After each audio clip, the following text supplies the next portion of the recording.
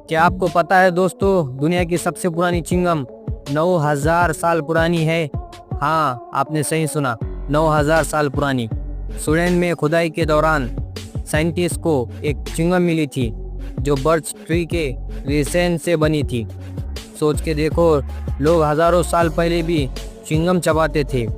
हाँ, ये fact real है। और ऐसी ही इंटरेस्टिंग फैक्ट के लिए हमारे चैनल को सब्सक्राइब कीजिए और अगर ये वीडियो पसंद आया तो लाइक कीजिए।